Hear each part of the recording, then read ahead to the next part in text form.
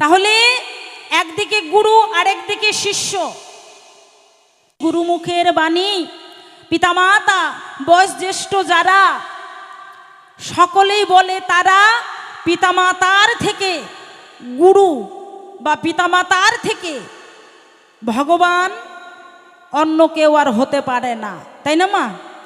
পিতামাতাই সর্বশ্রেষ্ঠ গুরু, পিতামাতাই আমার জীবনের সব কিছুতেই শুরু, পিতামাতাই হলো সর্বশ্রেষ্ঠ গুরু। পিতামাতার ঊর্ধ্বে কোনো গুরু হতে পারে না। শাস্ত্রে পাই তাই পিতা স্বর্গ, পিতা ধর্ম, পিতা হি পরম তপ, পিতরি পিতিমা পর্ণে প্রিয়ন্তে সর্বদেবতাই নমো নমঃ। পিতার চরণেই নাকি সর্ব, পিতামাতার চরণেই নাকি সর্ব তীর্থের ফল পাওয়া যায়। তাহলে আমার পিতামাতা হলো সর্বশ্রেষ্ঠ গুরু। পিতামাতার ঊর্ধ্বে কোনো আর গুরু হতে পারে না বা নাই, তাই না মা? পিতামাতা যদি রুষ্ট হয় গুরু রাখিতে পারে না, আর যদি গুরু রুষ্ট হয় পিতামাতা কিন্তু বাঁচাইতে পারে। এটা শাস্ত্রের কথা কি না, তাই না মা? তাহলে পিতামাতার ঊর্ধ্বে কোনো গুরু নাই, তবুও এই সনাতন ধর্মের মানুষ যারা দীক্ষা মন্ত্র দীক্ষা শিক্ষা গ্রহণ করে তারা, তো আমার জিজ্ঞাসা ঠিক এই জায়গায় যে মা আমাকে 10 মাস 10 দিন গর্ভে ধারণ করে এই পৃথিবীর আলো বাতাস দেখালো, তাই না মা? যে পিতার মস্তক থেকে মায়ের মাতৃ জঠরে আসার পরে মা কষ্ট করে এই ভূমণ্ডলে আমাকে নিয়ে এসে পৃথিবীর আলো বাতাস দেখালো। জন্ম নেওয়ার সঙ্গে সঙ্গে মা কত কষ্ট করে আমাকে লালিত পালিত করে ধীরে ধীরে মা হাত ধরে আমাকে পথ চালাতে শিখালো, কথা বলাইতে শিখালো, কার সাথে কি সম্বন্ধ হবে সব কিছু আমার পিতামাতা শিখালো, তাই না মা? তাহলে আমার পিতামাতাই সর্বশ্রেষ্ঠ গুরু। শুনেছি পিতামাতাকে দুঃখ দিলে ভগবান নাকি রুষ্ট হয়। পিতামাতা যদি কষ্ট পায় ভগবান রুষ্ট হয়। পিতামাতাকে দুঃখ দিলে ভগবান কখনো তার চরণে ঠাঁই দেয় না। তাহলে আমার গুরুর কাছে আমার জানার বাসনা, ওগো গুরু তুমি আমার কাছে কল্পতরু, তাই তুমি আমার কথা নেবে। পিতামাতাই যদি সর্বশ্রেষ্ঠ গুরু হবে তাহলে আমার দীক্ষা গুরু কেন ধরার প্রয়োজন? তুমি একটু কৃপা করে আমার কাছে বলে যাবে কি মা? ও মা, হবে কি? চলবে? চলবে মা? বাহ, আপনারা যদি বলেন তাহলে চলবে, আর যদি না বলেন তাহলে ক্যাসেট পাল্টাই দেব। তাহলে পিতামাতা সর্বশ্রেষ্ঠ গুরু, শাস্ত্রে কয় পিতামাতাই যদি সর্বগুরুর গুরু হয় তাহলে কেন আমার দীক্ষা গুরুর প্রয়োজন হয়? পিতামাতা সবকিছু দিল, এমন কোন বস্তুটা পিতামাতার কাছে নাহি ছিল যেটা আমাকে দীক্ষা গুরুর কাছে নিতে হলো? কি মা? সবকিছু দিতে পারলো, কোন বস্তুটা পিতামাতা দিতে পারে নাই, এটা জানার বিষয় নয়? হ্যাঁ, সবকিছু দিল, এই দেহ দিল, এই দেহের মধ্যে যা যা লাগে সবকিছু পিতামাতার অবদান। তাহলে আমার দীক্ষা গুরু আমার মধ্যে আমাকে কি দিল যে আমাকে দীক্ষা গুরু ধরতে হলো? তুমি একটু কৃপা করে করে যাবে সমাধান, নইলে কিন্তু সারাসারি নাই। কেমন? তাই একদিকে গুরু আর একদিকে শিষ্য হয়ে ওনার কাছে অনেক কথা জানার আছে বাকি, তাই ওনার কাছে জানতে চাই। দীক্ষা গুরু নিলাম, তাই তোমার কাছে জানতে চাই এই দীক্ষা শব্দের অর্থ কি? কেন দীক্ষা মন্ত্র নেব? দীক্ষা মন্ত্র নিয়ে কি তার ধর্ম, কি তার কর্ম, কি তার নিয়ম, কি বা তার রীতি, তুমি একটু কৃপা করে বলে যাবে, আমি তোমার কাছে শুনতে চাই। দীক্ষা গুরু কি বা এমন মন্ত্র দিল যেটা আমার পিতামাতার কাছে নাহি ছিল, যে আমায় দীক্ষা গুরুর কাছে গিয়ে দীক্ষা মন্ত্র নিতে হলো? এখানেই শেষ নয় মা, দীক্ষা মন্ত্র নিলাম, তারপর কিছুদিন পর আবার কি বলল যে না শিক্ষা মন্ত্র এবারে নেওয়া চাই, শিক্ষা মন্ত্র না নিলে ভবপার কখনো হওয়া যায় না। তাই তোমার কাছে বলে দেবে এই ধর্মসভার ঠাই শিক্ষা মন্ত্র কেন নিতে হয়, না নিলে কি হয়, নিলেই বা কি হয়, এই শিক্ষা মন্ত্রটাই বা কি জীব শিক্ষা দিল, তুমি একটু কৃপা করে খুলে বলো। কেমন? পিতামাতার কাছে কোন বস্তুটা নাই যে দীক্ষা গুরু দিল, আর দীক্ষা গুরুর কাছে কোন বস্তুটা নাহি ছিল যেটা শিক্ষা গুরুর কাছে পাওয়া গেল, তুমি একটু কৃপা করে জানাবে ভালো। তাই একটু সুর লাগাই, সুরে সুরে ওনার কাছে আরো কিছু জানতে চাই। কেমন?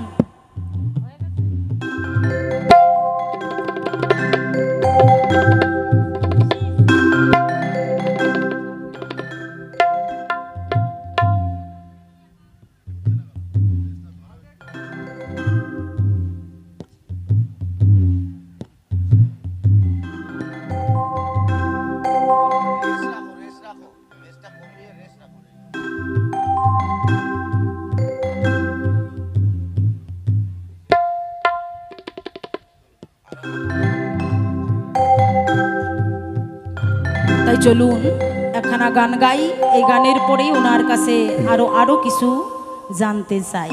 সত্যি মা, এই ধরার বুকে আসা যাওয়ার যে এত যন্ত্রণা, যে একবার এই ধরার জ্বালা যন্ত্রণা খেয়ে চলে যায় সে আর কখনো আসতে চায় না।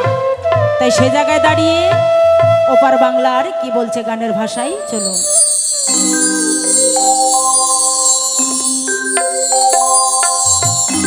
হবে আসা যাওয়া কি যন্ত্রণা রে, আসা যাওয়া কি যন্ত্রণা, জানলে ভবে আমি আর আসতাম না। সত্যি মা, এই ভববাজারে এত জ্বালা যন্ত্রণা যদি আগে জানতাম তাহলে এই ধরার বুকে আমি আর আসতাম না। হে দয়াল, হে দীনবন্ধু, তোমারে জানাই এই শত কষ্ট দুঃখ জ্বালা যন্ত্রণা পেয়ে যদি একবার তোমার সেই চরণে যেতে পারি, যেন আমি আর এই ভূমণ্ডলে না আসি, তুমি তোমার চরণে আমায় দিও ঠাই। তাই সে জায়গায় দাঁড়িয়ে ওরে আমি যার লাগিয়া হাইলাম ভবে তারে যদি পাহিলাম না, ওরে আমি যার লাগিয়া হাইলাম ভবে তারে যদি পাইলাম না, জানলে ভবে আমি আর আইতাম না।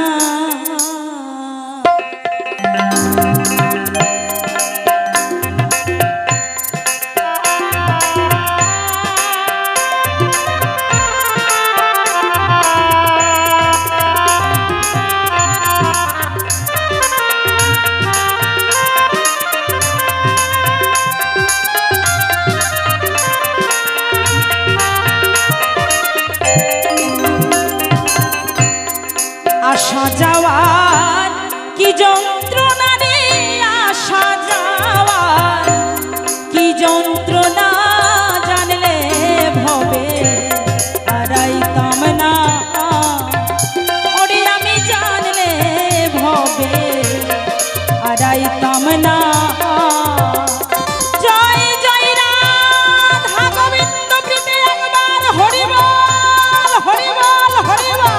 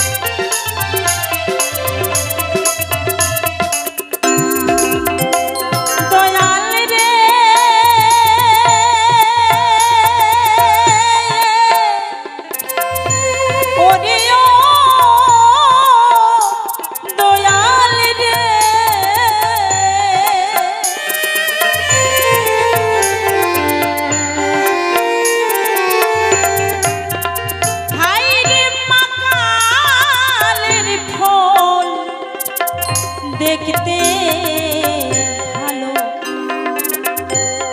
তার উপরে লাল ভিতর কালো, জানা ছিল না।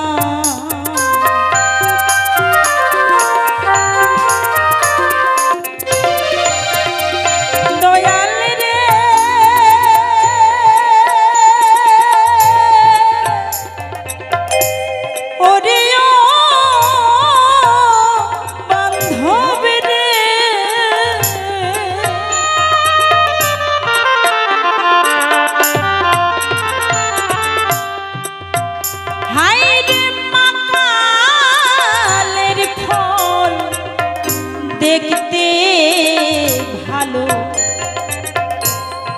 তার উপরে লাল ভিতর কালো, জানা ছিল না। আমি মাকাল খাইয়া সব হারাইলাম রে,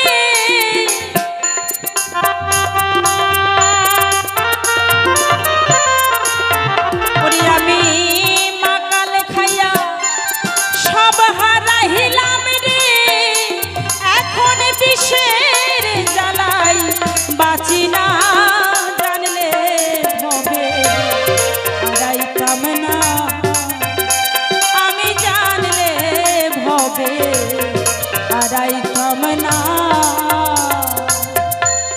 নিতাই গৌর প্রেমানন্দে হরি বল, হরি বল, হরি বল, হরি বল।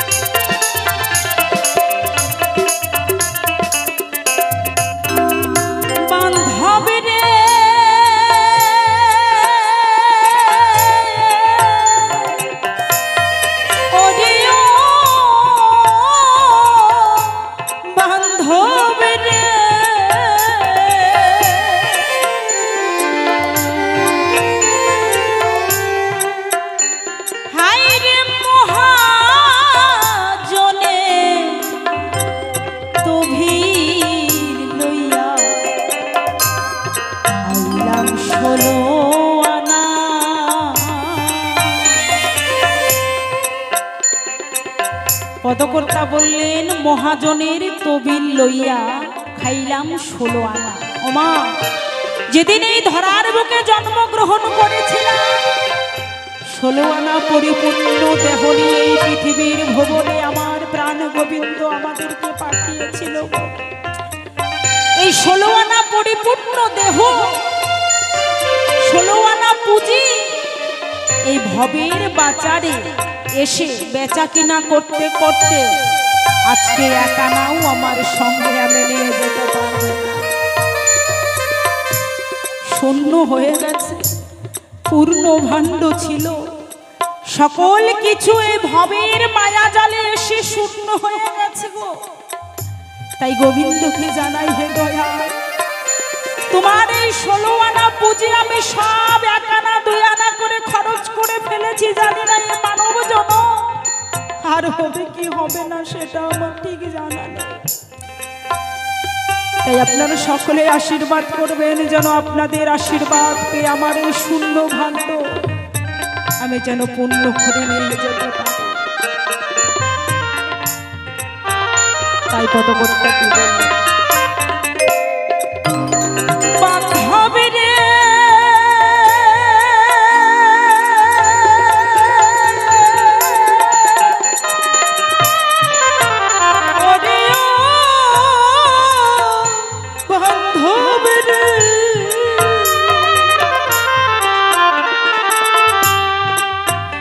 হায় রে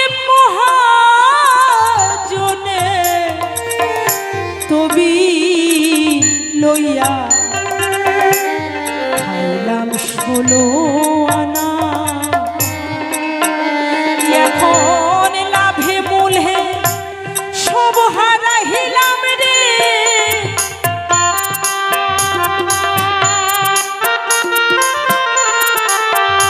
এখন লাভে মূলে সব হারাইলাম রে এখন লাভে মূলে সব হারাইলাম রে আমি আসল খেয়ে হইলাম দেনা জানলে ভবে আড়াই কামনা আমি জানলে ভবে আড়াই কামনা জয় জয় রাধা গোবিন্দ প্রেমানন্দ একবার হরি বল হরি বল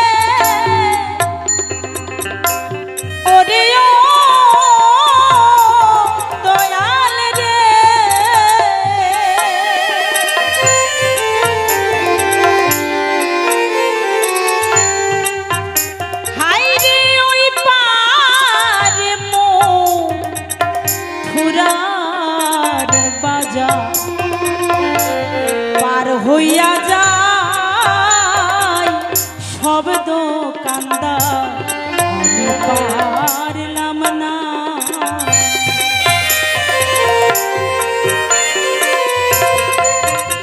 বান্ধব রে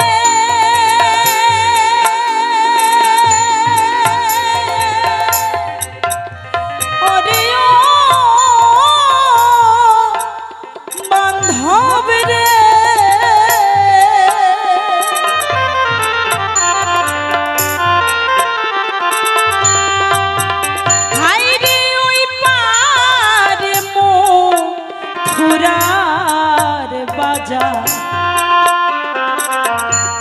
পার হইয়া যায় শব্দ কান্দা আমি পারলাম না রাধা শেষ বাজারে রে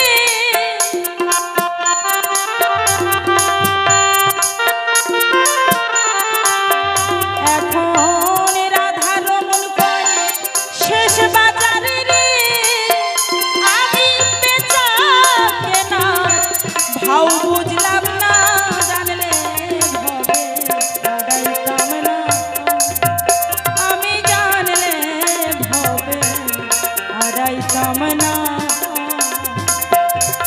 আসা যাওয়ার কি যন্ত্রণা রে আসা যাওয়ার কি যন্ত্রণা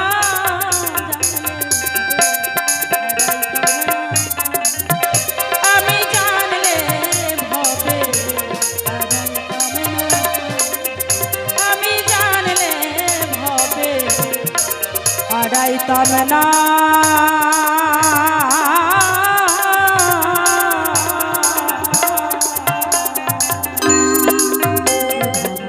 তোমার জানাই তোমার কাছে কিছু কোথায় আমি জানতে চাই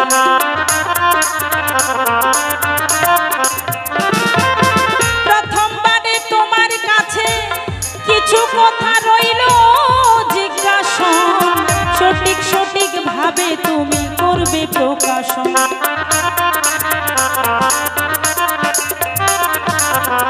তাহলে প্রথমবারে ওনার কাছে কি জিজ্ঞাসা করেছি যে বিশ্ব চরাচরে যেটা আমরা শুনতে পাই, যেটা শাস্ত্রের পাতায় পাই, পিতামাতার থেকে ঊর্ধ্বে, পিতামাতার থেকে বড় কোনো গুরু নাই, সর্বশ্রেষ্ঠ আমার পিতামাতা।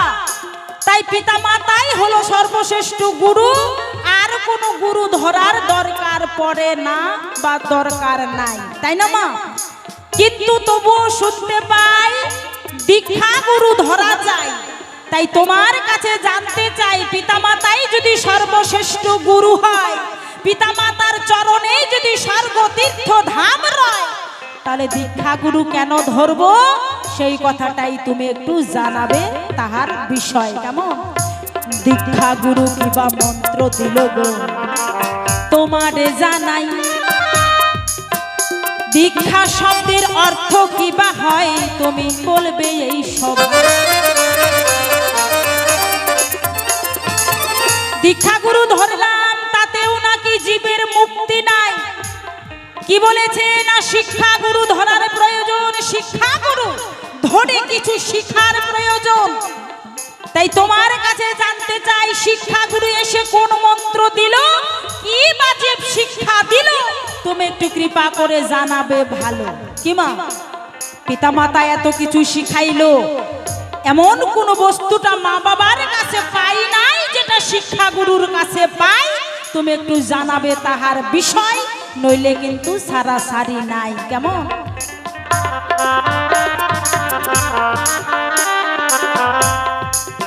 শোনো শোনো ওগো গুরু তোমারে জানাই, তোমার কাছে আরো কিছু কথা জানতে চাই। তাহলে দীক্ষা গেল, শিক্ষা গেল, এবার তোমার কাছে জানতে চাই শিক্ষা গুরু কি বা মন্ত্র দিল, কি বা এবং শিখাইলো, তুমি একটু কৃপা করে জানাবে ভালো, নইলে কিন্তু আজকে তোমার সাথে আমার একটা কিছু হবে, সারাসারির কোনো দরকার নাই। তাই এবার শিক্ষা গুরু গেল, এবার গুরু ভজলাম, গুরু আমার বাড়িতে আসলো।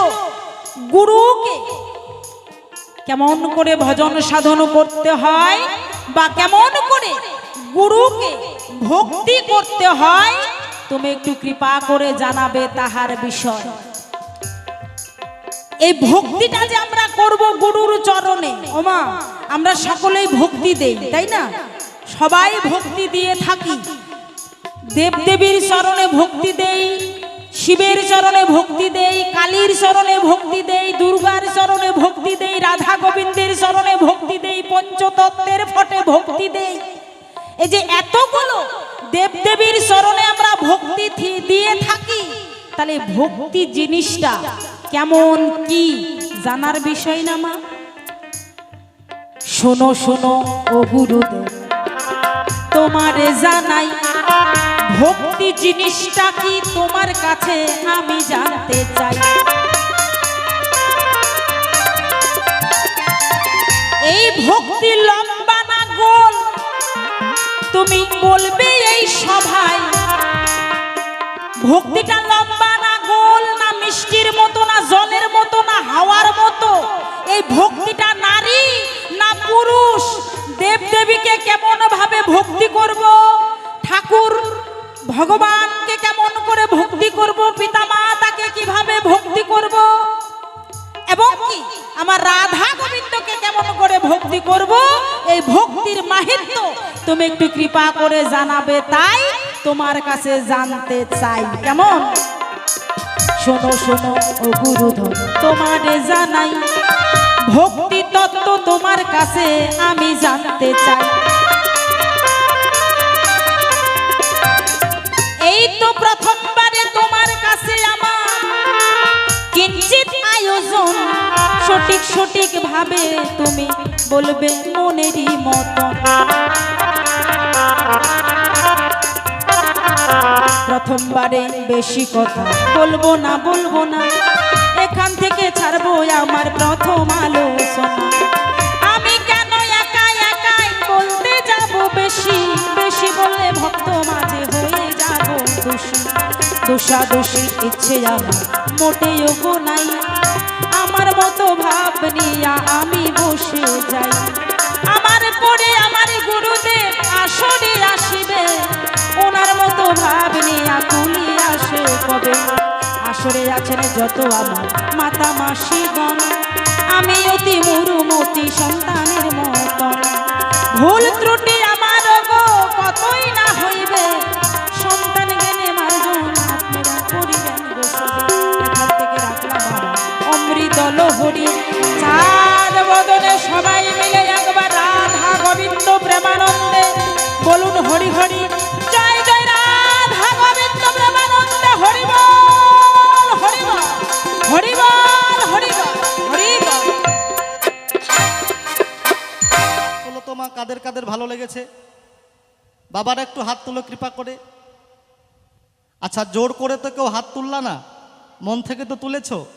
আচ্ছা, যদি ভালো লেগে থাকে, যারা যারা হাত তুলেছ তারা তারা 101 টাকা করে নিয়ে আসো। হ্যাঁ, ও মা দেখো কোলগেট হাসে দিছে। হ্যাঁ, হরিবল হরিবল হরিবল। বাউল গানটা হচ্ছে মা পঞ্চরস, তাই না? এই বাউলের মধ্যে সব আছে। যারা বুঝতে পারে না তারা বলে যে আউল গান, দেখবেন। কিন্তু এই বাউল গান হচ্ছে বাবা মূলের কথা কয়। এই বাউল গান বুঝতে হলে তোমাকে মূল থেকে সাধন ভজন করতে হবে। আর মূল থেকে যদি সাধন ভজন যারা না করে, ওই যে ডাল থেকে সাধন করে, তারা বলে বাউল কেমন কথা বললো, মাথায় তো ঢুকলো না, কারণ ডাল থেকে সাধন করেছে। তো এই বাউলের মধ্যে সব আছে, একটু ধৈর্য ধরে শুনতে হবে আর ধৈর্য ধরে শ্রবণ করতে হবে। তাহলে টাকা পয়সা মা দিতে হবে না, যা দেওয়ার কমিটি দেবে। শুধু আপনার আশীর্বাদ করবেন, যেন আপনাদের আশীর্বাদ নিয়ে মুখে কৃষ্ণ নাম করতে করতে যেন এই দেশ ছেড়ে আমি আমার দেশে যেতে পারি, আর কিছু দরকার নাই। এবার গানটা এখানেই রাখলাম। এবার ভূমিকা বা আলোচ্য বিষয় শুনতে পেলাম। আমার বিপক্ষের ভাবুক যিনি অত্যন্ত জ্ঞানীগুণী চায়না দাসী নামটি জানি, তবে তিনি আর চায়না দাসী নয়, আমি দেখতে পাই তিনি একটা ভূমিকা নিয়েছে এবং আমাকে একটা ভূমিকা দিয়েছে। তিনি কি হয়েছে না, শিষ্য বা শিষ্যা হয়ে এই আসরে দাঁড়িয়েছে আর আমাকে গুরুর ভূমিকা দিয়ে অনেক কিছু জানতে চেয়েছে। কি জানতে চেয়েছে মা? যে জন্মদাতা পিতা মাতা সর্বশ্রেষ্ঠ গুরু, তাদেরকে বাদ দিয়ে কেন দীক্ষা শিক্ষা গুরু ধরতে হয়, কেন জগতে এই রকম একটা বিষয় দেখা যায়, সেই কথা বলো মহাশয়। আচ্ছা মা, এই আলোচনা আপনারাটা শুনবেন তো? হ্যাঁ, যাক, আপনারা শুনলেই তাহলে আমি তুলে ধরতে পারি। তাহলে ওমা, গুরু হতে আমি পারি না, সেই জ্ঞান, সেই শক্তি, সেই সামর্থ্য আমার কোনো কিছুই নাই। যদি বলেন কেন আবার গুরুর ভূমিকা বা বাউল হয়ে আসরে দাঁড়িয়েছেন, তাই ওমা অভিনয় করা চাই। অভিনয়টা যদি না করি তাহলে তো আজকে তার হবে না, এই বিষয় আপনাদের সামনে তুলে ধরতে পারবো না। তাহলে গুরু, গুরু কাকে বলে? যার কথার গুরুত্ব আছে, যার চলার গুরুত্ব আছে, যার বলার গুরুত্ব আছে, যার আহারে গুরুত্ব আছে, যার পোশাকে গুরুত্ব আছে, তাকেই গুরু বলে। যে অন্ধকার পথ থেকে আলোর পথে নিয়ে আসতে পারে, গুরু বলে জগতে তারে। কিন্তু বর্তমান মা সেদিকে যাব না, সেদিকে যাওয়ার আমার প্রয়োজন হয় না। তাহলে অনেক কিছু জিজ্ঞাসা করেছে, বলে যেতে চাই আপনাদের আসর মাঝে। এই গুরুতত্ত্ব করতে গিয়ে অনেক ভুল ত্রুটি হবে। প্রকৃত সাধুগুরু বৈষ্ণব যারা, তাদের চরণে আমি ভক্তি করি, কেননা আমার কথায় যেন তারা আমাকে অপরাধী না করে বাবা। কারণ অভিনয় করতে গেলে অনেক কিছু আসতে পারে, তাই না মা? তাই আগে থেকেই যারা প্রকৃত সাধুগুরু বৈষ্ণব, আমি তাদের চরণে কোটি কোটি প্রণাম জানাই। এবার গুরুর উকিল হয়ে আসরে দাঁড়াই। যাহা কিছু জিজ্ঞাসা করেছে দান, অবশ্যই আপনাদের আশীর্বাদ নিয়ে তাহা করব সমাধান। একটু সুরে সুরে যাই, সুরে সুরে তার জিজ্ঞাসার জবাব দিতে চাই।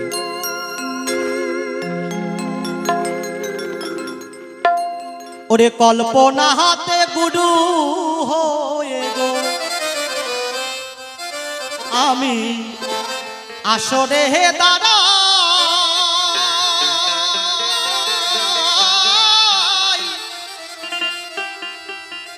হাইরে বিপক্ষেতে আমি দেখো ওরে শিষ্য দেখতে পাই রে কল্পনাতে গুরু হয়ে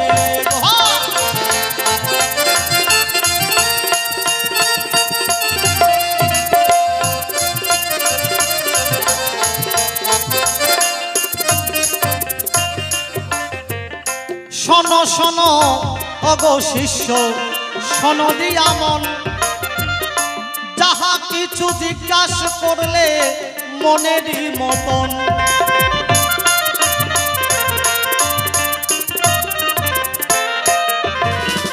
জন্মদাতা পিতা মাতা শ্রেষ্ঠ গুরু হয় তাদেরকে বাদ দিয়ে একই করলে সয়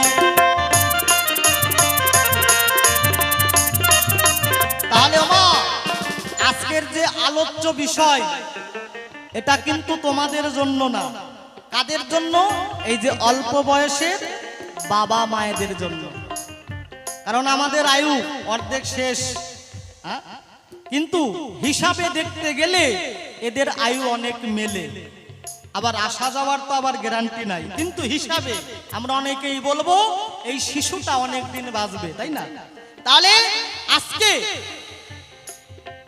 প্রত্যেকটা মা বাবাকে এই জিনিসটা শুনতে হবে আজকের বিষয়টা বলেছে কেন জন্মদাতা পিতা মাতাকে বাদ দিয়ে কেন দীক্ষাগুরু করব তার কি মর্ম এমন কি পিতা মাতার কাছে নাই যার জন্য দীক্ষাগুরুর কাছে যাই শোনো শোনো ওগো শিষ্য শোনো এবার তাই খাটি খাটি সেই কথাটার জবাব দিয়া যায়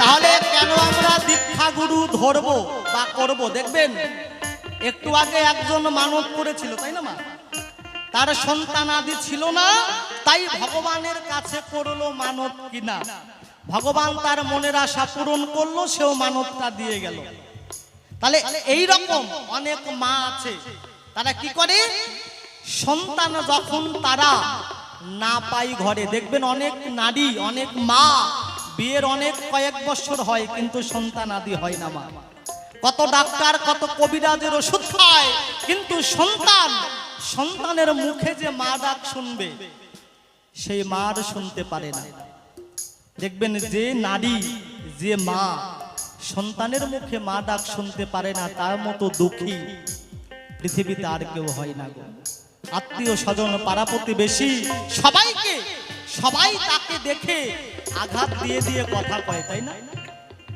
ওই মা একদিন করলো না দেরি এক সাধুর কাছে গেল তাড়াতাড়ি সাধু বলছে তুমি যে ডাক্তার কবিরাজের ওষুধ খেয়েছো সেটা খেয়ে যদি তোমার সন্তান না হয় তবে আমার কথা ধরো তুমি একটু রাধা কৃষ্ণের চরণে গিয়ে পড়ো সাধুর কথাই বিশ্বাস করে আমার জননী করোনাই দেরি জননী কি করলো না রাধা কৃষ্ণের চরণ ধরে মানত করলো তাড়াতাড়ি ভগবান বছর ঘুরতে না ঘুরতেই তাকে একটা সন্তান দিল মা সেই সন্তানটা পেয়ে মানতটা পূরণ করলো যখন মা সন্তানকে নিয়ে ঘরে থাকলো একে একে সন্তানকে হাঁটা শেখায় একে একে সন্তানকে দৌড়ানো শেখায় একে একে সন্তানকে বলা শেখায় তাই না আমার মা সব শেখায় সত্যি মা 10 মাস 10 দিন আমার জননী আমাকে গর্ভে ধরে যে যন্ত্রণা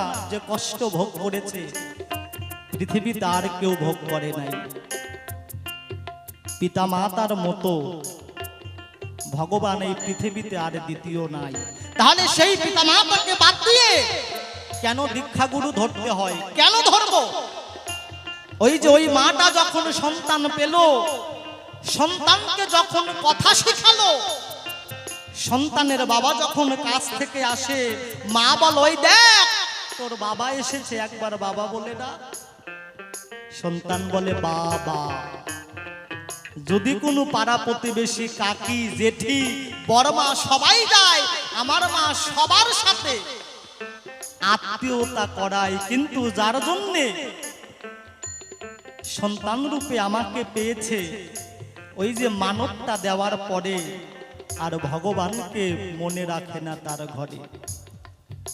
সন্তান যদি একটু মালা চন্দন কৃষ্ণ নাম জপ করে, মা বলে এখন তোর সময় হয়নি, কেন তুই কৃষ্ণ নাম করিস? তোকে তো অনেক শিক্ষায় শিক্ষিত হতে হবে, তাই না মা? তুমি সবার সঙ্গে পরিচয় করিয়ে দিলা, কিন্তু যার জন্যে, যে ভগবানের জন্যে আমাকে পেয়েছো, তুমি তার সঙ্গে আমার লেনা দেনাটা বন্ধ করে দিচ্ছ।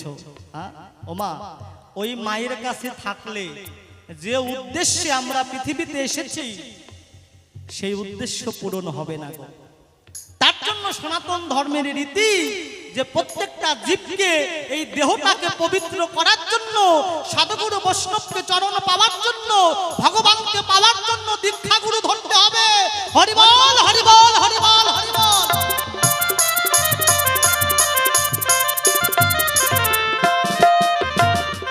শোনো শোনো ওগো শিষ্য, কথা এবার তাই, আরো কিছু কথাই আমি এবার বলতে চাই।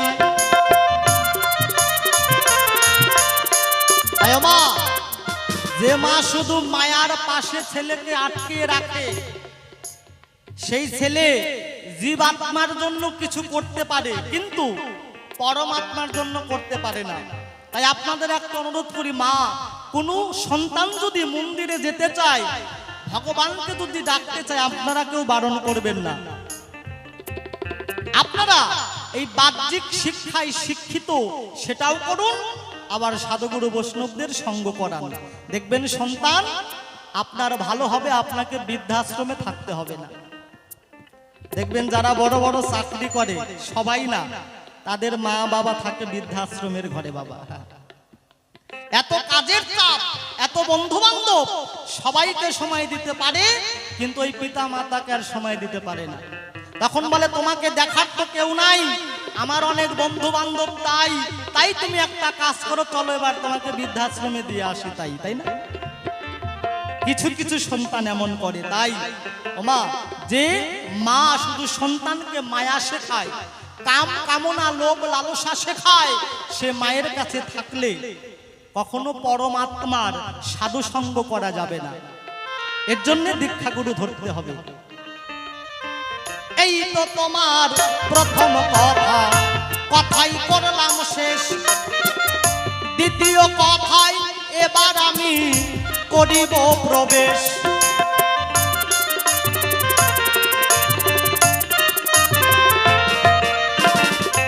কেন আমি দীক্ষাগুরু ধরব বলো তাই? সুন্দর একটা জিজ্ঞাসা করলে ধর্মসভার ঠাই। বলেছে কেন দীক্ষাগুরু ধরব, তার কি বা মর্ম? আচ্ছা মা, দীক্ষা মন্ত্র কে কে নিয়েছেন একটু হাত তুলুন তো। দীক্ষা মন্ত্র, আচ্ছা আমার ভাষা বুঝতে পারছেন না? দীক্ষাগুরু, দীক্ষা মন্ত্র কে কে নিয়েছেন একটু হাত তুলুন। মাত্র হাতে গোনা কয়েকজন। শুনলাম অনেক পুরাতন বাউল অনুষ্ঠান, তাহলে কি লাভ হলো মা? দীক্ষা মন্ত্র তো অনেকেই নেন নাই দেখতে পাই, তাহলে অনুষ্ঠান দিয়ে কোনো লাভ নাই। হ্যাঁ, খালি বাউলরা আসবে আর ওই যে মানে মোটা মোটা টাকা নিয়ে যাবে। বাবা, আপনাদের সংসারে ঘাটতি হবে। তাহলে দীক্ষা গুরু কেন ধরবো? যেটা আমার পিতা মাতার কাছে কোন জিনিসটা নাই, সেটা আমরা দীক্ষা গুরুর কাছে পাই। দীক্ষা মন্ত্র আমরা কেন নেব, কেন দীক্ষা গুরু ধরবো, তার কারণ ওমা, যতক্ষণ আমরা দীক্ষা গুরু না ধরে ভগবানের বীজ মন্ত্র কর্ণে না নেব, ততক্ষণ আমাদের এই দেহটা পবিত্র হবে না। আর আমরা যতই ব্রত করি, একাদশী করি, ভগবানকে বড় বড় ভোগ দিয়ে ভোগ সাজাই, ওই বর্ডার আর পার হবে না মা। কেননা অদীক্ষিত হাতের জল মূত্র সমতুল্য, আর অদীক্ষিত হাতের অন্ন বিষটা মানে বিষ সমতুল্য। দেখবেন কোনো মা যদি দীক্ষা মন্ত্র না নেয়, সাধুগুরু বৈষ্ণব যদি পাশে সেবা করে, দেখবে যে আগে দীক্ষা মন্ত্র কে কে নিয়েছো তারা সেবা দিবা। হ্যাঁ, তাহলে সাধুগুরু বৈষ্ণব যদি সেবা না নেয়, তাহলে ভগবান কি করে আপনার হাতে সেবা পায়? হ্যাঁ, তাহলে দীক্ষা মন্ত্র নিতে হবে। দীক্ষাগুরু এর জন্য ধরবো যাতে আমরা, এই দেহটা অপবিত্র ছিল, দীক্ষাগুরু দীক্ষা মন্ত্র দিয়ে করলো ফুল বাগান, কৃষ্ণ নামের গুণগান করি সদা এখন। হরিবল হরিবল হরিবল। এর জন্যে মা যে ভুল করেছেন, আজকে আপনি ভুল করবেন, আপনার সন্তানরাও ভুল করবে, যে আমার মা বাবা এখনো মন্ত্র নেয়নি, আমরা কেন নেব, তাই তো? যারা দীক্ষা নেন নাই, আগামী বছর আসবো কিনা জানি না, কারণ আসার গ্যারান্টি আছে, কিন্তু যাওয়ার তো আর সিরিয়াল নাই বাবা, গ্যারান্টি নাই। কিন্তু যেন শুনতে পাই যে যারা যারা দীক্ষা নেন নাই সবাই দীক্ষা নিয়েছেন। টাকা পয়সার তো কোনো দরকার নাই, ওখানে লাগেও না মা। যারা প্রকৃত গুরু হয় তাদেরকে টাকা পয়সা দিতে হয় না, কিন্তু আপনার দেহকে শুদ্ধ করার জন্য অন্তত বাড়ির ঠাকুর ভগবানকে যে পূজা দেবেন, একটু শুদ্ধ দেহ নিয়ে শুদ্ধ মনে যেন তার সেবাটা দিতে পারি। তাহলে এইটাই আমার পিতা মাতার কাছে নাই, যেটা দীক্ষার গুরুর কাছে আছে। এর জন্যে দীক্ষা গুরুর কাছে যেতে হয়, বললাম দাঁড়িয়ে সবাই।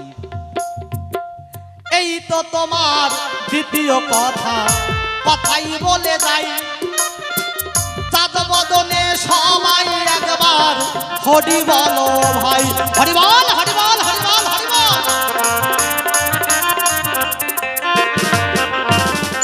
শোনো শোনো ওগো শিষ্য, শোনো এবার তাই, দীক্ষা শব্দের কি অর্থ হয় এবার বলতে চাই। বলেছে দীক্ষা শব্দের কি অর্থ? ওমা, দীক্ষা শব্দের অর্থ ভগবানকে দিয়ে খাওয়া। আবার গীতায় বললেন, আমার নিদ্রা নাই, আমি খাই না, আমি ঘুমাই না, আমাকে কোনো ধারালো অস্ত্র দিয়ে কাটা যায় না, আমাকে জল স্পর্শ করতে পারে না। আবার ভগবান খায়। দীক্ষা মানে দিয়ে খাওয়া। ভগবান খায়, ভগবান হাসে, ভগবান কাঁদে। কারা দেখতে পারে না? পরম সাধুগুরু বৈষ্ণব বাবা। চোর হয়ে চোরকে ধরতে হয়, চোর হয়ে চোরকে ধরতে হয়, আর সাধু হয়ে সাধুকে চিনতে হয় বাবা। আমি আপনি যদি সাধু না হই, তাহলে আমি সবাইকে তাই ভাববো। তাহলে দীক্ষা শব্দের অর্থ দিয়ে খাওয়া।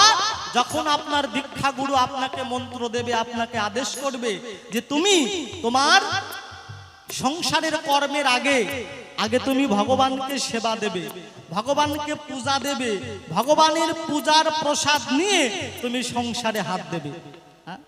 ভগবানকে দিয়ে খাওয়া মানে নিবেদন করাই মানে ভগবানকে দিয়ে খাওয়া।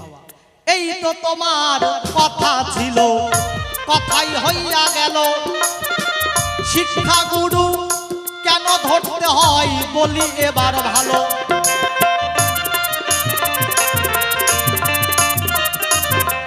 তাহলে তোমরা কেউ বিরক্ত হচ্ছ না তো? যা, এবার বলেছে শিক্ষা গুরু আমরা কেন করব, কেন ধরবো, শিক্ষার কর্ম কি? দেখবেন সংসারে যদি কোনো বাবা সন্তানকে একটা মোটর সাইকেল কিনে দেয়, সন্তান যদি সেটা না চালাতে পারে, আগে কি করবে? বন্ধু বান্ধব ডেকে নিয়ে এসে ওই বন্ধু বান্ধবের হাত দিয়ে তাকে শেখাতে হবে, তাই না? না শিখে তিনি যদি মনে মনে চিন্তা করে আপনাদের বামনগোলা থেকে ওই মালদা গাজলে যাব, তাহলে কি পারবে বাবা? এই আশেপাশে যে নদী নালা আছে ওইখানে গাড়িও যাবে, তিনিও মরে যাবে। হ্যাঁ, ঠিক। শিক্ষাগুরু আমরা কেন ধরবো? এই দেহ গাড়িটা কোথায় ব্রেক করব, কি করে গিয়ার বাড়াবো, কেমন করে এই দেহটা যাতে রোগ ব্যাধি না হয়, শিক্ষাগুরুর কাছে গেলে সেটা পাবো। শোনো শোনো ওগো শিষ্য, শোনো এবার তাই, কিছু তত্ত্ব কথা আমি এবার বলতে চাই। শিক্ষাগুরু কেন ধরবো না? দেখবেন ঈশ্বরচন্দ্র বিদ্যাসাগর, ঈশ্বরচন্দ্র বিদ্যাসাগর তার মতো বিদ্বান তৎকালে তার মতো আর কেউ ছিল না। এই ঈশ্বরচন্দ্র বিদ্যাসাগর যখন বিবাহ করে, তার সহধর্মিণী মানে স্ত্রীর বয়স যত সম্ভব 8 বছর। যখন ঈশ্বরচন্দ্র বিদ্যাসাগর আর তার সহধর্মিণী তাদের ফুল সজ্জা হয়, তখন ঈশ্বরচন্দ্রকে তার পত্নী কয়, আচ্ছা আমার মতো ভাগ্যবান নারী এই পৃথিবীতে কেউ নাই। ঈশ্বরচন্দ্র বলছে কেন? বলছে তোমার নাম কি? বলছে আমার নাম ঈশ্বরচন্দ্র। তাহলে তুমি ঈশ্বরচন্দ্র, তুমি বিদ্যার সাগর, আর আমি তোমার সহধর্মিণী। আমার মতো নারী তোমার সহধর্মিণী, তাহলে আমার মতো ভাগ্যবান আর কেউ কি আছে? ঈশ্বরচন্দ্র বলছে না, কেউ নাই। তবে তার পত্নী বলছে তুমি বিদ্বান, কিন্তু আমি ভাগ্যবতী, কিন্তু তোমার আমার যে আজকে ফুল সজ্জা, তোমার আমার যে আজকে ফুল সজ্জা হবে, দেহের যে মিলন হবে, তোমার মধ্যে কি ভক্তি জ্ঞান আছে? ঈশ্বরচন্দ্র বলছে তা তো আমার মধ্যে নাই। সারা জীবন এত বড় বড় কলেজে লেখাপড়া করলাম, বড় বড় সার্টিফিকেট পেলাম, কিন্তু ভক্তি জ্ঞান এই কোন কলেজে, কোন ইউনিভার্সিটিতে এটা তো নাই। তার পত্নী বলছে তোমার যদি ভক্তি জ্ঞান না থাকে, তাহলে তোমার আমার ফুল সজ্জা আজকে হবে না। ঈশ্বরচন্দ্র মহা বিপদে পড়ে গেল। একই তাহলে কেমন? ঈশ্বরচন্দ্র বলছে এমন কোন স্কুল নাই, এমন কোন বিদ্যালয় নাই যেখানে গেলে আমার ভক্তি জ্ঞান আমি অর্জন করতে পারি। ঈশ্বরচন্দ্র মনে মনে ভাবনা করলেন, তৎকালে রামকৃষ্ণ পরমহংসদেব দক্ষিণাশ্বর যার আশ্রম, যিনি নিজের সহধর্মিণীকে মা রূপে, মা কালী রূপে ভজন সাধন করেছিল, নিজের সহধর্মিণীকে নিত্যদিন তাকে ভক্তি করেছিল। আমরা নিজের বউকে ভক্তি করি বা? এই যে ভক্তি করার নিয়ম, এটাও শিক্ষাগুরুর কর্ম বাবা। আমরা অনেক ফুটবল খেলি, গোল খাই, গোল খাই, দেখবেন মাঠে যদি ভক্তি করে, খেলোয়াড়রা আগে ভক্তি করে যেন এই মাঠটা যেন ভালো আমার সাথে সঙ্গ দেয়, কিন্তু আমরা খেলি বাবা, ভক্তি তো দূরের কথা, খেলে গোল খেয়ে আমি মরে যাই। এগুলো গুরু ঘরের কথা বাবা, মাইকে বলতে নাই। শোনো শোনো অগো শিষ্য, শোনো এবার তাই ঈশ্বরচন্দ্র কি করিল এবার বলতে চাই।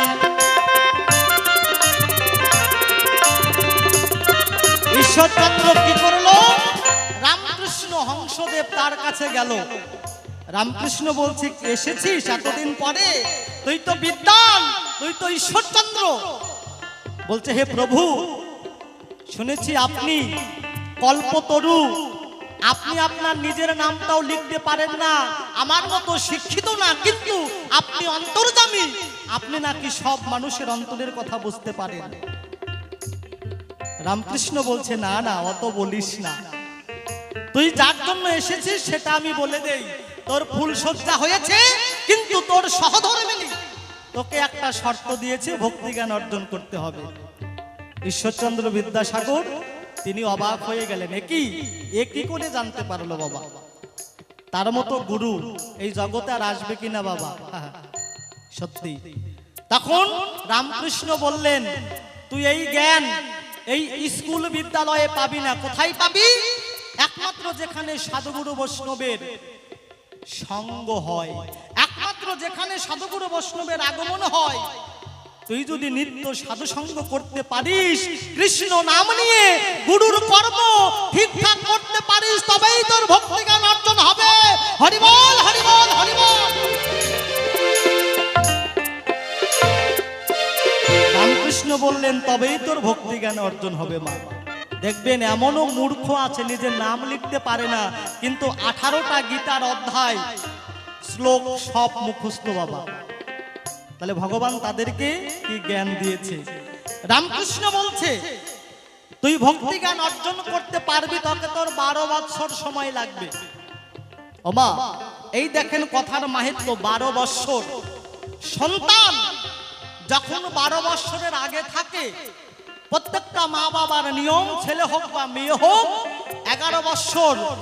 11 বৎসরের মধ্যেই তাকে দীক্ষা গুরু দীক্ষা মন্ত্র দিতে হয়।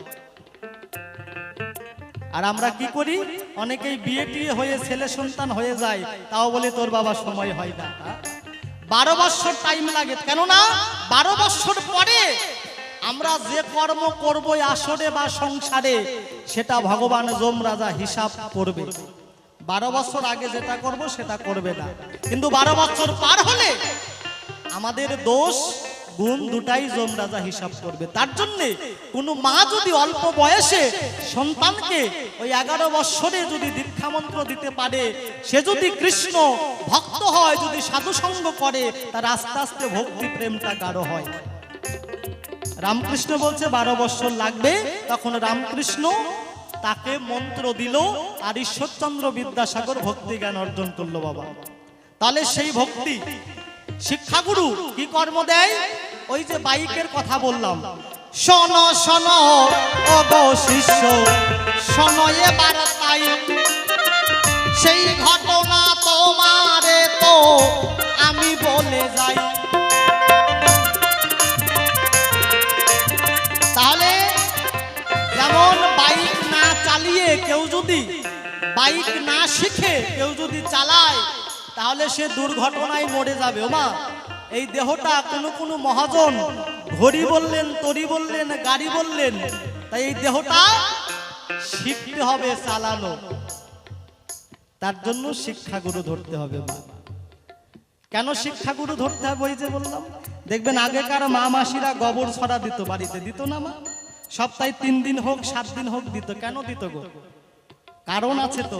আমরা দেখতে পাই সমাজে কেউ মরে গেলে যেখান দিয়ে তার লাশ নিয়ে যাবে সেখানে গোবর ছড়া দেয়, কেননা জায়গাটা অপবিত্র ছিল। তাহলে আগেকার মায়েরা 20 বছর আগে মায়েরা গোবর ছড়া দিত। কেন দিত গো? প্রতিদিন কি কেউ মরতো? মরতো। কেউ জানে না, আমার মা জানে। আমার বাবা যদি আমার মায়ের কাছে না মরতো, আমি শিশির পৃথিবীতে আসতাম না। তাই মা মনে মনে করেছে, ভাবো না আমার স্বামী রাতে নিজের ব্রহ্ম বস্তুটা ধ্বংস করেছে, তার জন্য জায়গাটা অপবিত্র হয়ে গেছে। দেখবেন কোন পিতার যদি ব্রহ্ম বস্তু নষ্ট হয়ে যায়, সে বলে আমি অপবিত্র, তিনি মন্দির ঘরে যাবে না বাবা। হ্যাঁ, তিনি নিজে নিজেই বলে আমি অশুচি। তাহলে কি করে? স্নান করে। তাহলে ও মা, এই যে অকালে একটা সন্তানকে নেওয়ার জন্য আমি নিজে কত সন্তানকে হত্যা করেছি। 1 বিন্দু বীর্যতে 40 লক্ষ প্রাণ থাকে। তাহলে একটা সন্তানকে পৃথিবীতে আনার জন্য কত বাবা কত সন্তানকে নিজে গলা টিপে মেরেছে বলুন তো? তাহলে এটা হচ্ছে অপরাধ। তাহলে এই অকালে মৃত্যুর হাত থেকে বাঁচাতে পারে কে? না আমার শিক্ষাগুরু। তাই কেউ যদি শিক্ষা মন্ত্র নিয়ে থাকেন অবশ্যই সেটা জানবেন, আর যদি না নেন অবশ্যই শিক্ষাগুরু ধরবেন। কেননা আমরা বড় বড় মালা পড়ি, মালা জপ করি, ওমা যদি ওই আসল জায়গায় ঠিক থাকতে না পারি তাহলে কখনো সাধু হতে নাহি পারি। তাহলে শিক্ষাগুরুর কর্ম এটা, নিজের পিতৃ বস্তু যে ব্রহ্ম বস্তুটা ধরে রাখে, অকালে যাতেন শিক্ষাগুরু তাই। হরিবল হরিবল হরিবল হরিবল।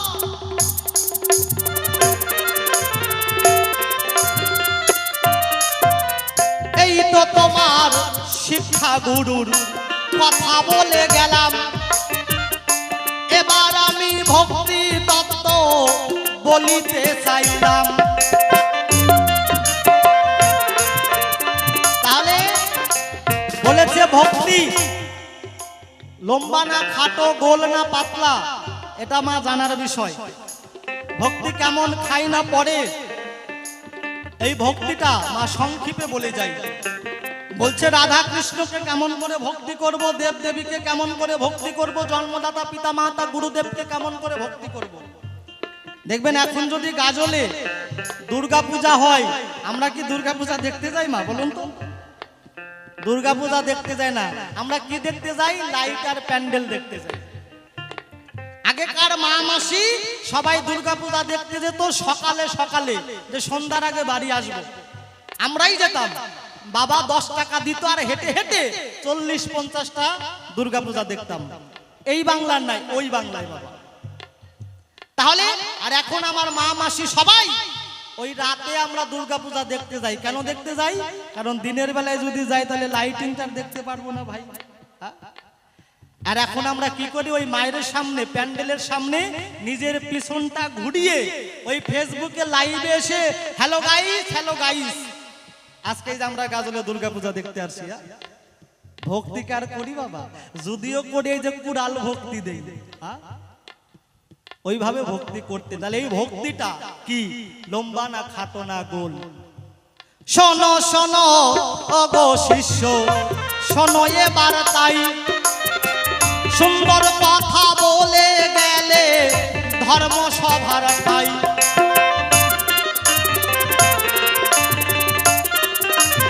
ভক্তি লম্বাও না খাটোও না গোলও না, এক কথায় যার মন যেমন ভক্তি হচ্ছে তেমন। যার মন যেমন ভক্তি হচ্ছে তেমন।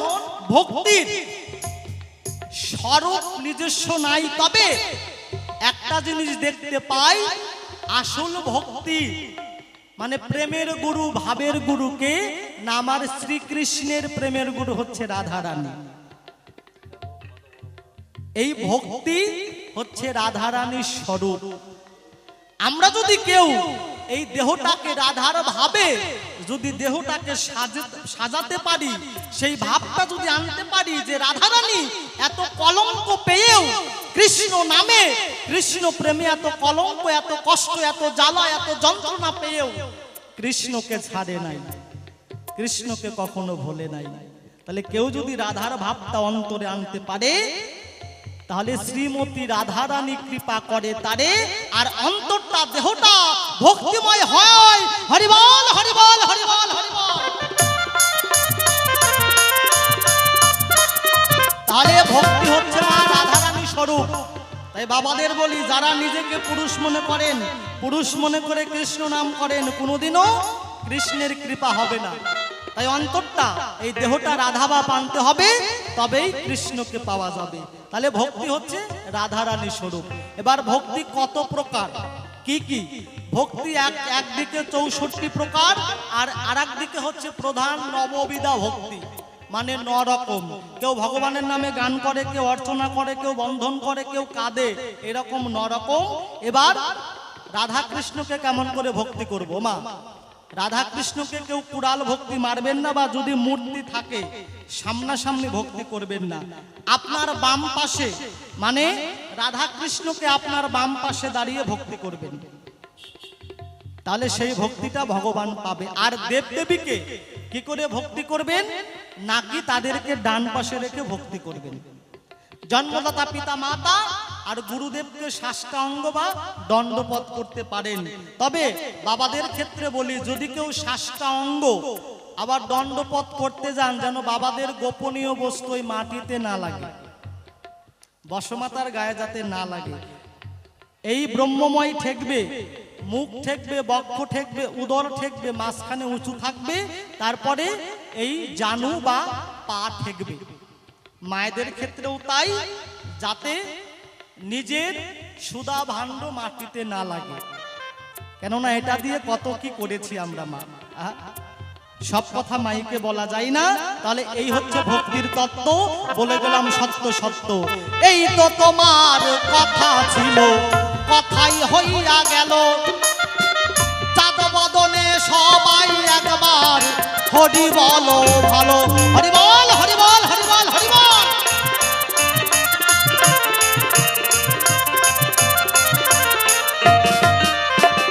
শোনো শোনো ওগো শিষ্য, শোনো এবার তাই তোমার কাছে কিছু কথা আমি জানতে চাই।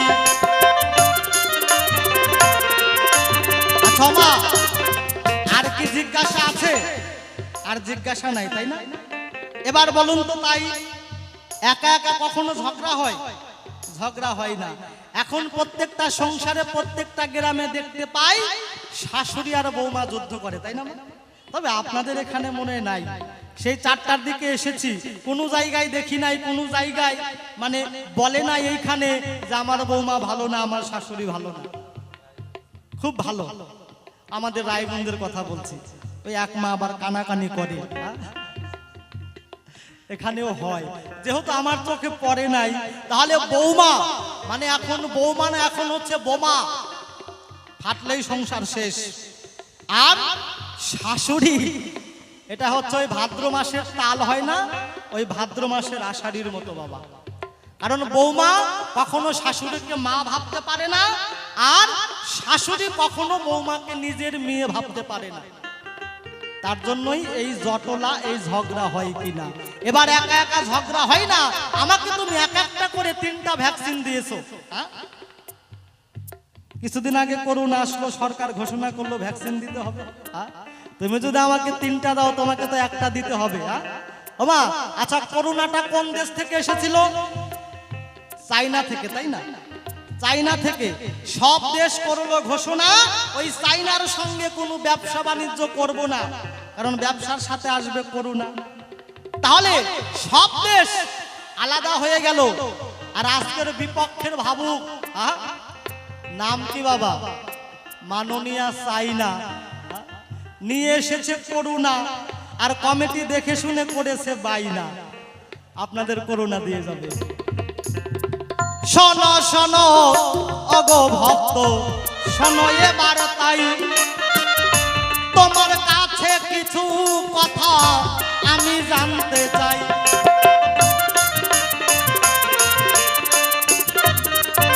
তাহলে কি জানতে চাই মা? দেখবেন গুরুদেব আসলে কারো বাড়িতে, যখন গুরুদেব বিদায় হয় তাকে আমরা দক্ষিণা দিই, তাই না? যে যার সামর্থ্য, কিছু চাল, কিছু ডাল, নতুন বস্ত্র বা কিছু টাকা। আচ্ছা, গুরুদেবকে যে ওই দক্ষিণা দেই, মনের দিক থেকে গুরুদেব কি সন্তুষ্ট হয়?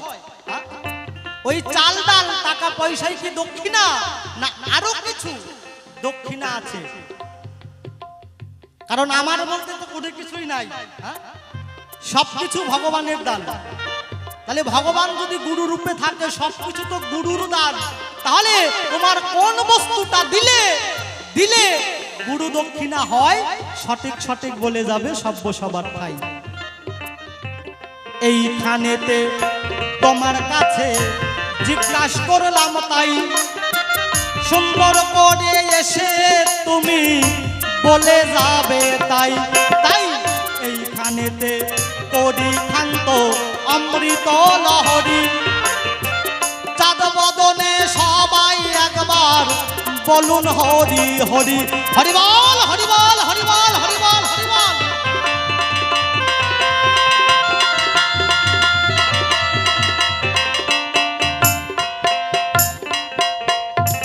তো জয় করে জয়। যাহা কিছু দেখতে পাই সকল কিছু গুরু গোবিন্দের দেওয়া দান, তোমার বলতে কোনো কিছুই নাই, তাই না মা? তাহলে দেখা গেল তোমার বাড়িতে কোনোদিন গুরুদেব আসলো, 2-4 দিন থাকার পর গুরুদেব যখন গেল বা যেতে চাইলো, তখন তুমি গুরু দক্ষিণা স্বরূপ তুমি গুরুকে কি দিলে? যা দিয়ে গুরু তোমার সন্তুষ্ট হলো। টাকা পয়সা, বস্ত্র, চাল ডাল ইত্যাদি সব কিছু ভগবানের দেওয়া বস্তু, তাই না মা? সব কিছু ভগবানের। উনি বলতে চাইছে, নিজের বলতে তোমার এমন কি আছে যা দিলে পরে গুরু সন্তুষ্ট হয়? তুমি কৃপা করে জানাবে তাহার বিষয়। ও মা, পৃথিবীতে যেদিন এসেছি খালি হাতে এসেছি, আবার যেদিন চলে যাব সেদিনও খালি হাতে চলে যেতে হবে, সঙ্গে কোনো কিছুই নিয়ে আসি নাই, তাই না? তাহলে যাহা কিছু পেয়েছি এই ধরাধাম থেকেই পেয়েছি। টাকা পয়সা, বাড়ি গাড়ি, স্ত্রী পুত্র পরিবার সংসার সব কিছু এইখান থেকেই পেয়েছি, আবার এইখানেই ফেলে রেখে চলে যেতে হবে, সঙ্গে কোনো কিছুই যাবে না। তবে তাহলে তুমি কোনো কিছুই নিয়ে আসো নাই। এই বিশ্ব ব্রহ্মাণ্ডে যাহা কিছু পাই সকল কিছু ভগবানের দেওয়া বস্তু, গুরু গোবিন্দের দেওয়া বস্তু, তোমার বলতে কিছুই নাই। তাহলে টাকা পয়সা, ধান চাল যা কিছু আছে, বস্ত্র আদি সকলে কিছু বাদ দিয়ে এমন কোনো বস্তু তুমি গুরু দক্ষিণা স্বরূপ দিলে তোমার গুরু সন্তুষ্ট হয়, তুমি একটু কৃপা করে যাবে বলে। খুব সুন্দর একটা কথা বলেছে মা। আমরা সকলেই গুরুদেব আসলে পরে অনেক যত্ন সহকারে গুরুদেবকে সেবা যত্ন করি। যেদিনই চলে যায় নতুন বস্ত্র টাকা করি সঙ্গে দিয়ে গুরুদেবকে বিদায় দিয়ে দেই, তাই না মা? গুরুদেবকে বিদায় দিয়ে দিলাম, আবার হয় 1-2 বছর পর আসবে। তাহলে এই সব কিছু বাদ দিয়ে তোমার থেকে তুমি কোন বস্তু দিলে তোমার গুরুদেব খুশি হয় বা সন্তুষ্ট হয়, তুমি সেই কথাটাই যাবে বলে। ওমা, এই বিশ্ব চরাচরে আমার বলতে কোনো কিছুই নাই। এসেছি খালি হাতে, যেতে হবে খালি হাতে, সঙ্গে যা কিছু আছে সব কিছু এখানেই পড়ে থাকবে। তাহলে আমার বলতে কিছু নাই। গুরুদেবকে যে গুরু দক্ষিণা স্বরূপ দিব, কি দিতে চাই বা কি দেওয়া উচিত, গুরুর চরণে একমাত্র কি দিতে পারি, আমার এহকাল, আমার পরকাল, আমার ধর্ম কর্ম, আমার যাহা কিছু আছে, আমার নিজেকে গুরুর পদে আত্মসমর্পণ করাটাই হচ্ছে গুরু দক্ষিণা স্বরূপ দেওয়া। আর অন্য কোনো কিছুই আমার দেওয়ার মতো কোনো বস্তু নাই। তাহলে বোঝা গেল, কথাই কথাই বলে গেলাম। এইবার ওনার কাছে আমি আরো কিছু জানতে চাই।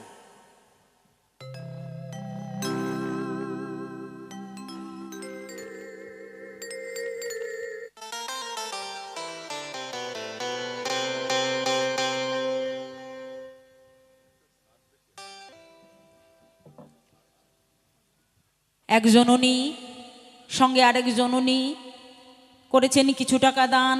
গোবিন্দের কাছে প্রার্থনা জানাই, আমার দেওয়ার মতো কোনো কিছুই নাই। হে দয়াল, হে দীনবন্ধু, যে আশা নিয়ে করেছে দান, যেন অন্তিমকালে তোমার সেই যুগল চরণ পান, এটুকু শুধু তোমার চরণে জানাই। তাহলে এবার উনার কাছে জানতে চাই, কি জানতে চাই? গুরুদেব বাড়িতে আসলো, গুরুদেব বাড়িতে আসার পরে দীক্ষা মন্ত্র দিল, শিক্ষা মন্ত্র দিল। তাহলে প্রথম গুরু পিতামাতা হলো, দ্বিতীয় গুরু দীক্ষা, তৃতীয় গুরু হলো শিক্ষা, তাই না মা? কিন্তু এদের মধ্যে আরো আরো অনেক অনেক প্রকারের আমি গুরু দেখতে পাই, অনেক প্রকারের গুরু। মানুষ কয়, শাস্ত্রে কয় গুরুর অনেক প্রকার রয়, কেউ কয় 3 প্রকার, কেউ কয় 5 প্রকার। কিন্তু আমি কই বা শাস্ত্রে যেটা দেখতে পাই, গুরু কিন্তু জগৎময়। চলার গুরু, পথের গুরু, ঘাটের গুরু, মাঠের গুরু, আশ্রিত গুরু, ভেগের গুরু, অনেক অনেক গুরু আমি কিন্তু দেখতে পাই। আপনাদের এদিকে আছে কিনা জানি না, আমাদের উত্তরবঙ্গের কথা একটু জানাই। কিছু কিছু গুরু আছে, দেখা গেল আপনাকে মন্ত্র দিয়ে চলে গেল, যাহা কিছু আপনাকে দিয়ে গেছে যত্ন করে আপনি তুলে রেখেছেন, কিন্তু 1 বছর পর গুরু দেখা গেল আপনার বাড়িতে আবার আসবে। আপনাদের গৃহে আসার আগেই দেখা গেল ওই বাস স্ট্যান্ডে যখন গুরু গাড়ি থেকে নামলো, নেমে সঙ্গে সঙ্গে ফোন করে জানালো, শিষ্য ছেলেকে ডেকে ডেকে বলল, ফোনের মাধ্যমে শিষ্য ছেলেকে ডেকে ডেকে বলল যে তোর বাড়িতে আমি আজকে যাচ্ছি, এই যে গাড়ি থেকে নামলাম, তুই একটু ভালো মন্দ জোগাড় করিস, আমি যাচ্ছি তোর বাড়িতে। ও মা, এরকম গুরু এদিকে আছে? আছে মা? হ্যাঁ আছে কি? মনে হয় নাই, কিন্তু আমাদের ওই দিকটায় আছে। শিষ্য ছেলেকে আগে আগে ডেকে ডেকে বলল, ফোনে শিষ্য ছেলেকে বলল, বাবা আমি তোর বাড়িতে যাচ্ছি, তুই একটু ভালো মন্দ জোগাড় করিস। হ্যাঁ, শিষ্য ছেলের পকেটে টাকা আছে কিনা জানি না, কিন্তু কি করলো, টাকা পয়সা নাই, বাড়িতে যা কিছু ছিল ধান বিক্রি করলো বা শস্যা বিক্রি করলো বা পাট বিক্রি করলো, যে করে হোক শিষ্য ছেলে গিয়ে বাজার থেকে ভালো মিষ্টি মিষ্টান্ন ফল মূল ইত্যাদি কিনে নিয়ে আসলো। নিয়ে এসে গুরুদেব যখন আসলো, গুরুদেবের হাতে দিল। এখন গুরুমা ডেকে ডেকে কয় শিষ্য ছেলেকে, বাবা যাহা কিছু এনেছিস তুই আমার হাতে দিলি, বেশ ভালো, কিন্তু এই বস্তু, এই জিনিসগুলো আর তোর বউকে হাত দিতে দিস না, কারণ এই মিষ্টি মিষ্টান্ন, এই মিষ্টি মিষ্টান্ন ফলমূল যদি তোর বউ হাত দেয় তাহলে এটা কিন্তু আমরা আর সেবা পাবো না। ওমা, কয় না এদিকে? কয় এরকম গুরু আছে? জানি না আছে কি না।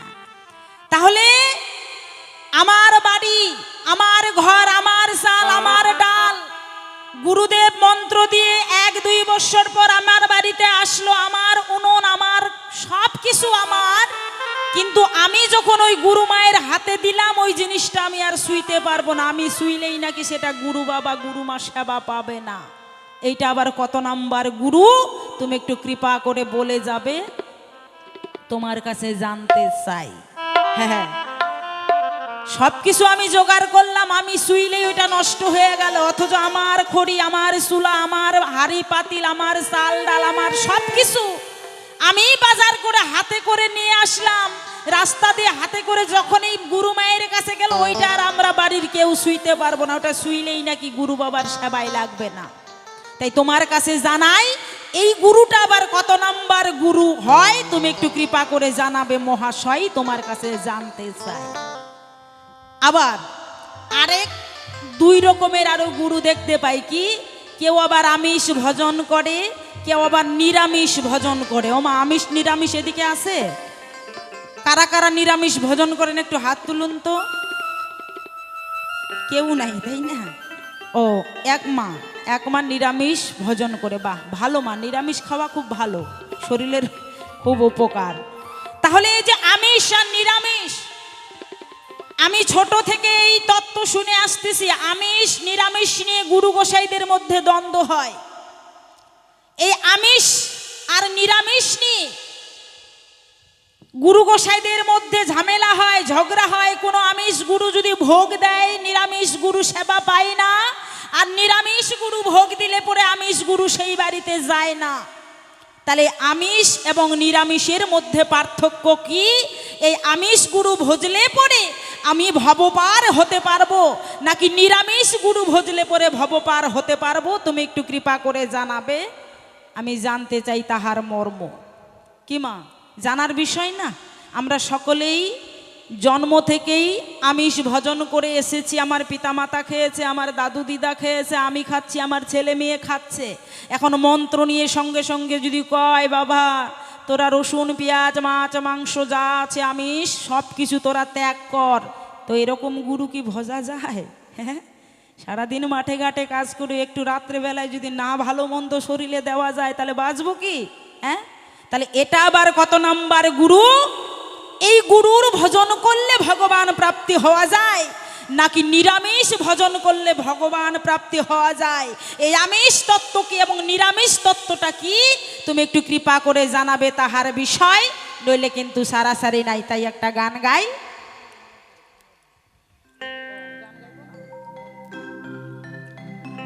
তো বলছে সময় না। হ্যালো হ্যালো,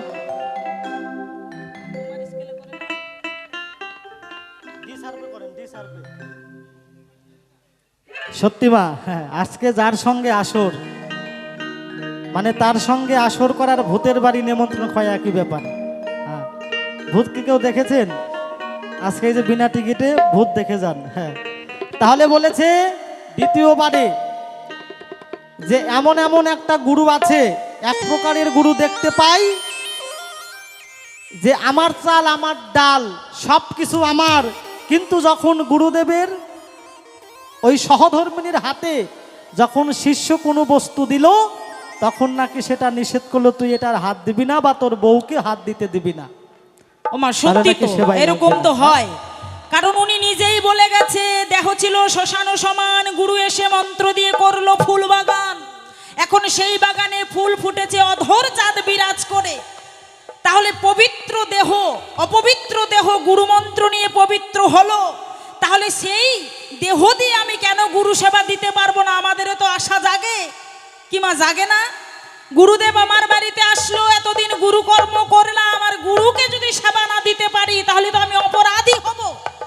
তাহলে যে অপবিত্র দেহ আমার পবিত্র হলো, সেই দেহ দিয়ে কেন গোবিন্দ সেবা আমি দিতে পারলাম না বা গুরু সেবা দিতে পারলাম না? তুমি একটু কৃপা করে জবাবটা খুলে বলো, কেমন? নইলে কিন্তু সারাসারি। বাবা বাবা, অবশ্যই অবশ্যই, তুমি ছাড়বা না, আমি তোমাকে ছাড়বো না। তুমি আমাকে বলে যাবা, আমিও তোমাকে বলে যাবো। আজকে সারাসারি নাই বাবা, হয়তো বেহান হোক না হয় সকাল হোক, পরে শিল্পীকে উঠতেই দেব না। হ্যাঁ, এসো এসো ও গুরুদেব,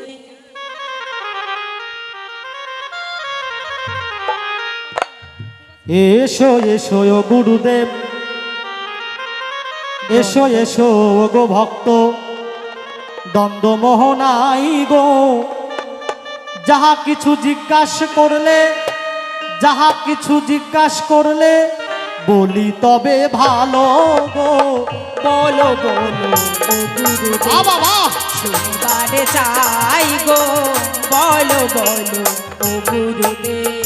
দ্বিতীয় পারে সবা পরে সুন্দর তুমি জিজ্ঞাসা করে, কেন এমন গুরু হই গো, কেমন এমন গুরু হই গো, বলারও চাই গো। বলো বলো ও গুরুদেব, শুনিবারে চাই গো, বলো বলো তাহলে ও গুরুদেব। আমার কাছে বলে গেছে, ভুলি নাই, মনে আছে। হ্যাঁ ওমা, আপনাদের সাথে এমন কিছু হয়েছে যে আপনার গুরুদেব আসলো, আপনি সব কিছু জোগাড় করলেন, কিন্তু আপনাকে আর রান্নাঘরে ঢুকতে দিল না? হয়েছে?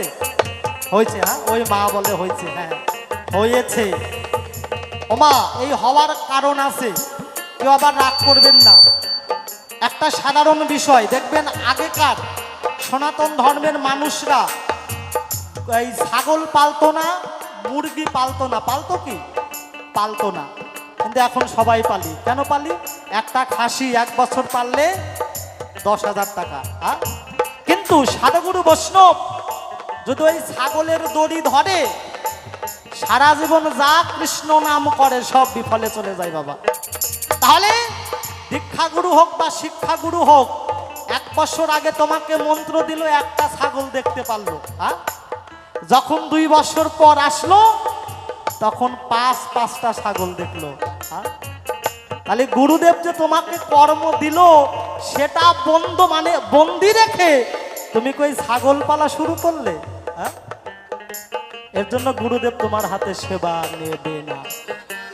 শোনো শোনো ওগো ভক্ত, তুমি কিন্তু অতি শক্ত, তাই আমি সত্য সত্য, তাই আমি সত্য সত্য বলিতে গো চাই গো। বলো বলো ও গুরুদেব, শুনিবারে চাই গো, বলো বলো শোনো, ও গুরুদেব। গুরুদেব কেন তোমার হাতে সেবা নেয় না তার কারণ। ওমা, ধরেন আপনার কন্যা সন্তান, এটা কয় বছর? আপনার কন্যা তো 3 বছর, তাই না? আচ্ছা, এই কন্যা সন্তানটা মায়ের বাবার খুব আদরে, তাই না? ধরো এই মাটা হঠাৎ অসুস্থ হয়নি, ক্লান্ত, তার বাবা সারাদিন কাজ করে যখন বাড়িতে আসে, মা যদি বলে, তো মা তোর বাবা সারাদিন কাজ করে এসেছে, একটু তার জন্য জল নিয়ে যাও, অনেক কষ্ট করে মা জল নিয়ে যাবে, তাই না? হঠাৎ করে যখন এই মাটা অসুস্থ হয়ে পড়ে, মা চিন্তা করে, আমার স্বামী সংসারের জন্য বাইরে কাজ করে, আজকে দুপুরবেলা খাবার নিয়ে যাইনি, আমিও তো রান্না করতে পারিনি, রাতে যখন আসবে এসেই তো ভাত চাইবে। হ্যাঁ, এখন এই 3 বছরের কন্যাকে বলে যে মা আমি তো সারাদিন অসুস্থ হয়ে বিছানায় থাকলাম পড়ে, তোর বাবা যখন আসবে ঘরে তার আগে একটু রান্না করতো। হ্যাঁ, এই 3 বছরে মেয়ে রান্না করতে পারবে? কেন পারবে না? তার চাল, বাবার মানে তার, মায়ের মানে তার, তার চাল, তার ডাল, তার হাঁড়ি, তার পাতিল, তার জল, তারই সব কিছু, কিন্তু তার সব কিছু থেকেও কেন বাবার জন্য রান্না করতে পারে না?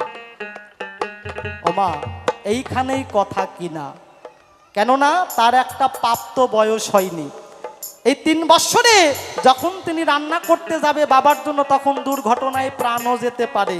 তাহলে তুমি যখন দীক্ষা শিক্ষা নিয়েছো, তুমি 2-4 বছর পার করেছো, কিন্তু তুমি গুরু কর্ম করো নাই। তোমার দেহে এখনো অশুচি গন্ধ দেখতে পাই, তোমার মধ্যে কোনো পবিত্র নাই। হ্যাঁ, তাহলে কি করে সবকিছু দেখে গুরুদেব তোমার হাতে সেবা নেবে? যখন তুমি গুরু কর্ম করে প্রাপ্ত বয়স্ক হবে, সেই যোগ্যতা অর্জন করবে, গুরুদেব তিনি চেয়ে সেবা খাবে। হরিবল হরিবল হরিবল হরিবল।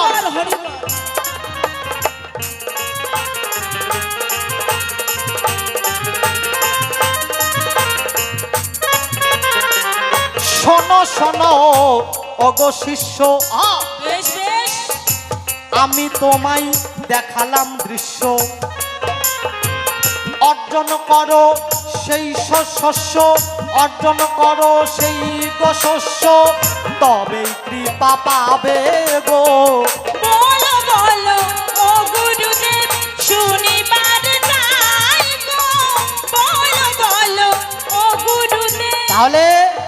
আগে নিজেকে অর্জন করো, যোগ্যতা করো, তখন গুরুদেব চেয়ে খাবে, পরকে দোষারোপ করো না। এবার কি বলেছে মা? আমিষ বা নিরামিষ। যখন তিনি বললেন আমিষ মানে কয়জন খান বা নিরামিষ কয়জন খান, আমরা সবাই নিরামিষ খাই, তাই তো? না, সবাই আমিষ খাই। সত্যি মা, হঠাৎ করে যদি একটা সাধুগুরু বৈষ্ণব কোনো বাড়িতে আসে, দেখবেন সেই মায়ের আর বিরক্ত শেষ নাই, আবার সেই ধোয়া মোছা করতে হবে, হাঁড়ি পাতিল পরিষ্কার করতে হবে, তাই না? কারণ নিরামিষ এখন এত কঠিন জিনিস যেটা আমরা ভাবতেই পারি না। নিরামিষ আর আমিষ, মা, এই দ্বন্দ্ব আমাদের সারা জীবনই থাকে। তবে সংক্ষিপ্ত বলতে চাই, আমিষ বস্তুটা নিরামিষ। আমিষটা কি? আমিষটা হচ্ছে পেঁয়াজ, রসুন, মাছ, মাংস ইত্যাদি। আর নিরামিষ যেটা আমরা সাত্বিক আহার দেখতে পাই, ফলমূল, শাকসবজি, যেটা হচ্ছে নিরামিষ। কেন সাধুরা নিরামিষ খায় আর কেন সাধুরা নিরামিষ খেতে বারণ করে? আপনাকে বলবে না যে বারণ করব, বলবে আপনার আত্মা যতদিন চায় ততদিন খাবেন। কিন্তু ব্যাপারটা মা, আমরা দীক্ষা শিক্ষা নেই, দেখবেন আমাদের মনের জ্বালা যন্ত্রণা দূর হয় না, সংসারের জ্বালা যন্ত্রণা দূর হয় না। আমরা বলি হে ভগবান, হে গুরুদেব, আমরা দীক্ষা নিলাম, শিক্ষা নিলাম, কিন্তু জ্বালা যন্ত্রণা কেন দূর হয় না? তার কারণ আমাদের মনটা ঠিক নাই। মনের 4টা ছিদ্র, কথাগুলো বুঝে নেবেন। মনের 4টা ছিদ্র। এই মনটা কখন আমাদের ঠিক হবে? যখন এই 4টা ছিদ্রটাকে আমরা বন্ধ করতে পারবো। প্রথম ছিদ্র, যখন আপনি মন্ত্র নেবেন, আপনার যদি গুরুর কৃপা হয়, আপনার পোশাক পরিবর্তন হয়ে যাবে, রঙিন পোশাক আপনার ভালো লাগবে না। এটা হচ্ছে প্রথম ধাপ। মনের মানে প্রথম ছিদ্র হচ্ছে আপনার পোশাক। আজকে আমরা সবাই রঙিন পরেছি, কিন্তু যে সাদা পরেছে মা, যদি কেউ সাদা বস্ত্র পরে, দেখবেন তার অন্তত মনটা একটু সাদা হবে, খারাপ কর্ম করতে একটু দ্বিধাবোধ করবে। তাহলে প্রথম ছিদ্র হচ্ছে আপনার পোশাক। দ্বিতীয় ছিদ্র হচ্ছে আপনার আহার। খাই খাই খাই, এটা পাবো, মানে যা পাবো সব খাবো, এই জিনিসটা থাকবে না। এই আহারটাকে বর্জন করতে হবে। আর তৃতীয় হচ্ছে জপ, অবিরল ভগবানের নাম করতে হবে, জপ। আর চতুর্থ হচ্ছে ধ্যান, ধ্যান করতে হবে। তাহলে এই মনের ছিদ্র, পোশাক, আহার আর এই জপ, ধ্যান, যতক্ষণ আমরা না করতে পারবো ততক্ষণ আমাদের গুরু কৃপাও হবে না, আর সংসারে জ্বালা যন্ত্রণা দূর হবে না। তাহলে এইটা কখন হবে? যখন আমরা এই যে পোশাকটা পরিবর্তন করব, যখন আমরা আহারটা একটু ভেবে চিনতে খাবো। সাধুরা কেন বারণ করে? আমিষ খেলে এই যে দেহের মধ্যে যে কাম, লোভ, লালসা, এইগুলো উত্তেজিত হয় বাবা, রাগটা বাড়ে। মানে এই পেঁয়াজ রসুনটা সৃষ্টি হয়েছে একটা অসুরের গায়ে থেকে, অসুরের দেহ থেকে, অসুরের রক্ত থেকে পেঁয়াজ রসুন, মাছ, মাংস সৃষ্টি হয়েছে। তার জন্য সাধুরা বলে যে এটা খেলে তোমরা কখনো কৃষ্ণ ভক্ত হবে না, এর জন্য তোমাকে নিরামিষ খেতে হবে। তোমরা একদিন, সপ্তাহে একদিন করো, আস্তে আস্তে মাসে 3 দিন করো, এইভাবে আয়ত্ত আনতে হবে। আর যদি আমরা না করি তাহলে গুরু কৃপা হবে না মা। যত বড়ই সাধু হোক, বৈষ্ণব হোক, দেহ হচ্ছে মন্দির, তাহলে দেহটা আগে ঠিক করতে হবে তো। আর যারা ঊর্ধ্বের মানুষ তাদের জন্য আলাদা বাবা, সাধারণ যারা আমরা, তাদের জন্যই নিরামিষটা গ্রহণ করতেই হবে, আমিষটা আস্তে আস্তে বাদ দিতে হবে। আমি এখন তিলক কাটলাম, সব করলাম, এখন ওই বাজারের মধ্যে যদি আমি 1 কিলো খাসি নিয়ে আসি, লোকে আমাকে ভালো বলবে? হ্যাঁ, বলবে বাহ, মালা করে, তিলক নিছে, এত কিছু করে, আবার খাসি কিনলো। বেশিরভাগ বাবা, আমি বাউল তো, হ্যাঁ, এই নানান জায়গায় এই যে সাজনা খেতে খেতে বাবা, হ্যাঁ, এখন তো সাজনার সিজন, মানে মুখটা খুব খারাপ হয়ে যায়। তো যখন বাড়িতে যাব মনে আছে, ভাবো আগে ওইটা কিনবো। আমার কথা বলি, কিন্তু মা সত্যিকারের কথা বলছি, গতকাল বছরের শেষ 1 কিলো কাতলা মাছ নিছি, শুধু মাছটা নেই, আর সব বাপ আস্তে আস্তে কৃপা করছি বা কৃপা হচ্ছে। এবার যখন মাছটা নিয়েছি, গতকাল খেয়েছি, কিন্তু মন ভরে নাই। আজকে বছরের প্রথম দিন মাছ আছে কিন্তু মা খেতে পারি নাই। গুরুদেবকে বললাম, হে গুরুদেব, বছরের প্রথম দিন এই ঘৃণাটা যেন আমার সারা বছর থাকে, কারণ জীব হত্যা মহাপাপ মা। দেহটাকে যদি আমি নিরামিষ ভোজি না করতে পারি তাহলে কখনো সাধন ভজন হবে না। আপনারা চেষ্টা করবেন, তাহলে ভগবানকে বা গুরুর কৃপা পাবেন। এবার ঊর্ধ্বের মানুষ, ঊর্ধ্বের যারা সাধক, তাদের এই বাহ্যিক আহারে কোনো কিছু থাকে না বাবা। ঊর্ধ্বের সাধন ভজন কাকে বলে? তারা সবই খাবে কিন্তু তারা মূলে ঠিক থাকবে, মানে নিজের ব্রহ্মবস্তুটা ধরে রাখবে বাবা। এটা হচ্ছে ঊর্ধ্বের সাধন। দেখবেন বনের রাজা সিংহ হয়েছে কেন? তিনি 12 বৎসরে একবার মিলন করে। 12 বৎসরে একবার মিলন করে। আমরা মানুষ মানে সপ্তাহে যে কয়বার সিঙ্গার করি বাবা কেউ জানি না। তাহলে তিনি যদি বনের রাজা কিসের জন্য হয়েছে না? 12 বৎসরে একবার সিঙ্গার করে বলেই, মানে একবার বিন্দু পতন করে বলে তিনি বনের রাজা। তাহলে কোনো মানুষ যদি নিজের ব্রহ্মটা, নিজের বিন্দুটা যদি ধরে রাখতে পারে তাহলে সে মহামানব হতে পারে। হরিবল হরিবল হরিবল হরিবল। মানে এর উপরে কোনো সাধন ভজন নাই। কিন্তু দেখবেন বাবা কোনো কোনো সাধুগুরু বৈষ্ণব মানে দিনে দিনে হচ্ছে ব্রহ্মচারী, মানে দিনে ভগবানের নাম করবে, মানুষ দেখানো, মালা টপ টপ করবে, একাদশী করবে, দ্বাদশী করবে, কিন্তু রাতে যখন ওই সহধর্মিনীর কাছে যাবে তখন হয়ে যাবে ব্রহ্মের অত্যাচারী। বলবে এখন তো কেউ নাই, তুই আর আমি। হ্যাঁ, ওই রকম সাধু দেখানো সাধু হলে হবে না বাবা। আর ওই রকম গুরুর যদি কেউ দীক্ষা মন্ত্র নেন, উনিও নরকে যাবে, আপনারাও নরকে যাবেন, উপায় নাই। তাই বলেছে প্রসাদ খাও টেনে আর গুরু করো জেনে। এই জিনিসটা ঊর্ধ্বের। তাই ব্রহ্মবস্তু ধরে রাখাই হচ্ছে আসল নিরামিষ, আসল নিরাকারের সাধন, যাকে ধরা যায় না, ছোঁয়া যায় না, খাওয়া যায় না, যেমন হাওয়া। তাই এই নিরামিষটা কখন কৃপা হবে? যখন শিক্ষাগুরু আপনাকে কর্ম দেবে, যখন আস্তে আস্তে দেখবেন মায়েরা দুগ্ধ জাল করে, যখন জালটা উপরে হয় দুগ্ধটা পড়ে যায়, তাই না? মা কি করে? আস্তে করে লার্কিটা টেনে দেয়, জালটা কমে যায়, দুধটা পড়া বন্ধ হয়ে যায়। ঠিক ওই রকম শিক্ষাগুরু কর্ম দেবে বাবা। যখন আপনাকে কর্ম দেবে, যখন উত্তেজিত হবেন, আস্তে করে ওই লার্কিটা আর বলবো না বাবা। এটা হচ্ছে গুরু ঘরের কথা। তাই তারা হচ্ছে নিরাকারের সাধন ভজন করে। এই তোমার কথা ছিল, কথায় কথায় জবাব হলো, সময় বেশি নাই। আমরা এইখানে দুইজনে গুরু আর শিষ্যর মিলন হতে চাই, কি বলো? হ্যাঁ, তো আমি বলেছিলাম তাই যে এতগুলো গুরুর মধ্যে কোন গুরুকে ভজলে ভব পার হতে পারবো? নিরামিষ গুরু ভজবো নাকি আমিষ গুরু ভজবো, নাকি দীক্ষা গুরু ভব পার করবে, নাকি শিক্ষা গুরু না ভেগের গুরু? কোন গুরুর হাত ধরে ভবনদী পার হতে পারবো, সেই কথাটাই বলে যাবে এই ভক্ত সবার ধারে। সত্যি মা, কায়দা আছে। হ্যাঁ, শোনো মা, কোন গুরু আজকে ভব পার করবে? আমি বলে যাই, যার যার মোবাইল মানে আইফোন আছে, আইফোন সেই পার করবে, তাই তো? কারণ আমাদের এখন সবার গুরু হচ্ছে মোবাইল বাবা।